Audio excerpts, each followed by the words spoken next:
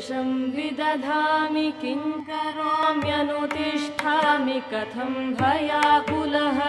क्वनुतिष्ठसि रक्ष रक्ष मामयि शम्भो शरणागतोऽस्मि ते विलुठाम्यवनो किमाकुलः किमुरोहन्मि शिरश्छिनद्मि वा किमुरोधिविरारटीमि किं कृपणं मानय दीक्षसे प्रभो